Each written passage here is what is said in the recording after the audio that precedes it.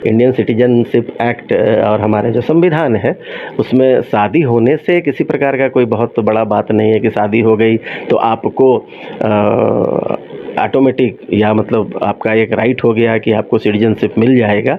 Citizenship देना केंद्र सरकार का इंडियन सिटीजनशिप एक्ट के तहत, संविधान के तहत, यह कि राज्य सरकार को नहीं केंद्र सरकार को सोचना है।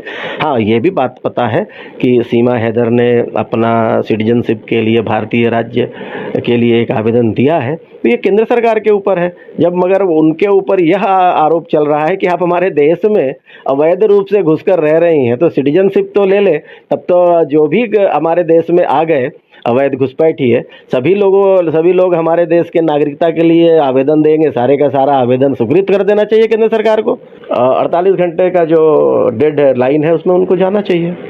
अब वो कुछ भी कहें कि मेरा विवाह हो चुका है, भाई आपके पास नागरिकता नहीं है भारत की, आपका आवेदन स्वीकृत नहीं है, आप भारत की नागरिक नहीं है, आपने विवाह किया है वो भी भाई आपकी इच्छा, विवाह आप कैसे किए हैं नहीं किए हैं वो आपकी इच्छा, इस पर कोई विवाद नहीं है, बट आप भारत के नागरिक नहीं है, आपको वापस जाना ही चाहिए। जैसे भारत सरकार से कोई ब्रिटेन जा रहा है, अमेरिका को छोड़ देते हैं, भाई अमेरिका में ग्रीन कार्ड मिलता है, विवाह के लिए मिलता है, और वहाँ भी आवेदन अमेरिका में विवाह के लिए मिलता है, शादी के लिए मिलता है, मगर उसके लिए आवेदन पूर्व में दिया जाता है ना।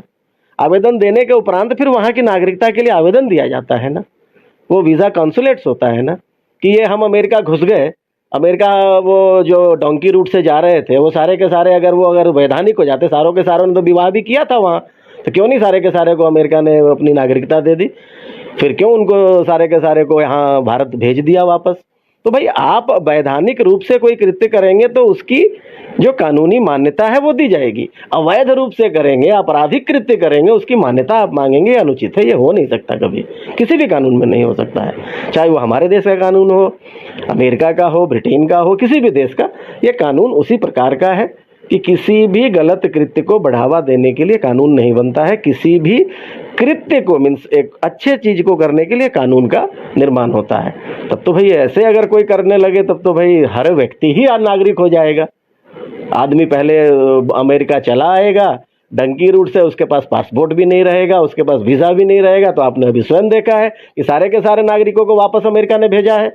बड़ा विवाद भी हुआ कि भारत सरकार नहीं ये क्यों उस पर विरोध नहीं कर रही है, अमेरिका का कैसे विरोध कर सकती है। वो तो मैं कहता हूं कि भारत सरकार को, इतने सारे को भारत से छुपे रास्ते से जाने पर अपराध कृत्य का भारत सरकार को भी मुकदमा करना चाहिए था।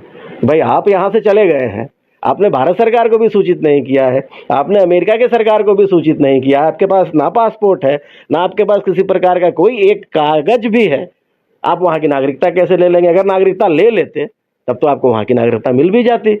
तो फिर तो अमेरिका ने, ब्रिटेन ने जो हमारे यहाँ के नागरिकों को वापस किया वो गलत कर दिया? ऐसा नहीं है, वो बिल्कुल गलत कृत्य है। मुकदमा चल रहा है, अब मुकदमे में जांच चल रही है, अब जांच में क्या उसमें देते हैं। हालांकि अभी जो सारे के सारे ट्रांजिट वीज़ा भी थे, इवन पर्यटक वीज़ा भी थे, उनके पास तो किसी प्रकार का वीज़ा नहीं है, सब कैंसिल है।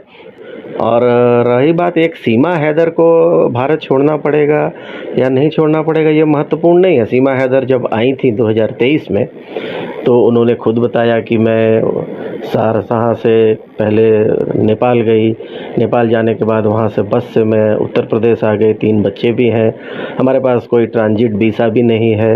जो हमारे पास एक टूरिज्म पर्यटक का वीज़ा था वो भी सिर्फ नेपाल तक के लिए था। तो वस्तुतः सीमा हैदर हमारे देश में एक गैरकानूनी रूप से, अवैध रूप से रह रही हैं, तो उनके ऊपर मुकदमा भी हुआ, मुकदमा लंबित है।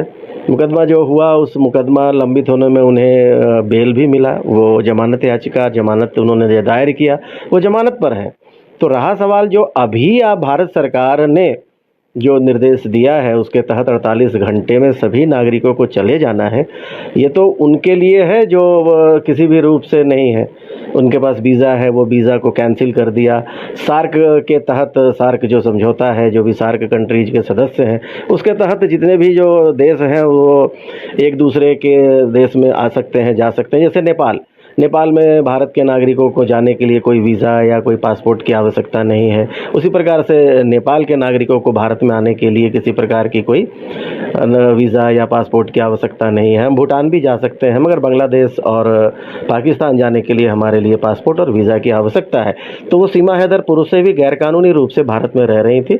अब उदाहरण मैं देता हूँ, ये तो हमारे यहाँ एक उचित विडंबना है। कानून एक बात है, कानून से उन्हें वो गैरकानूनी रूप से भारत में रह रही हैं, उन्हें पाकिस्तान या जो सब भारत सरकार कानूनी रूप से चाहे वो कर सकती थी, और अभी तक किया नहीं है। मुकदमा सिर्फ दायर हुआ है, वो जमानत में है। आपने अभी देखा होगा अमेरिका के बहुत सारे जो अवैध प्रवासी जो हमारे देश से ही चले गए थे, उन्हें अमेरिका ने वापस भेज दिया। वहाँ के किसी नागरिकों ने, किसी राजनीतिक दल ने कभी विरोध नहीं किया। उन्होंने कहा कि यह अवैध है। हमारे यहाँ तो अगर इस पर बात उठने लगेगी तो आप ये देख लें कि रांची के पूरे भारत में अवैध रूप से रहने वाले या अवैध रूप से घुसपैठिए पूरे देश में अगर आप गणना करने जाएंगे तो वो लाखों के नहीं, वो नियर अबाउट करोड़ों में भी आ सकते हैं। झारखंड में भी वही हाल है, उड़ीसा में भी वही हाल है। आप जहाँ भी देखेंगे वो ऐसे ही नज़र आएगा। वो अब तो ग्रामीण क्षेत्रों में उनकी पकड़ है। एक तो अजीब विचित्र मैंने देखा, मैं बिरसा चौक में सुबह मॉर्निंग वॉक सुबह सुबह जाता हूँ तो देखता हूँ कि जो यहाँ के जो मजदूर हैं, जो यहाँ के मजदूर हैं, वो बेचारे दिन भर बैठे रहते हैं, उनको काम नहीं मिलता। मगर जो विदेशों से आए हैं, बांग्लादेश से आए हैं, सारे वो लोग काम कर रहे हैं, मजदूरी कर रहे हैं, यहाँ के लोग भूखे मर रहे हैं। तो वो भाई पहले भी तो रह रहे थे, उनको क्यों नहीं भेजा गया? तो अब इसमें आ जाता है फिर मूल मुद्दा उच्चतम न्यायालय का। ये सीएए का जो मामला है वो लंबित है उच्चतम न्यायालय में। तो आप किस प्रकार से, किस कठिनाई से, कैसे इसका अनुपालन कराएंगे? क्योंकि अनुपालन हमारे यहाँ जो व्यवस्था है, अनुपालन करने का कार्यपालिका का व्यवस्था है। कार्यपालिका किसी भी निर्देश को एग्जीक्यूट करती है, मगर अंत में फिर न्यायालय है। न्यायालय में अगर रोक लग जाता है, उसका अनुपालन नहीं होता है, तो अंत में आज जो घुसपैठियों पर आप बात करते हैं, एक सीमा हैदर नहीं है समस्या लाखों की है।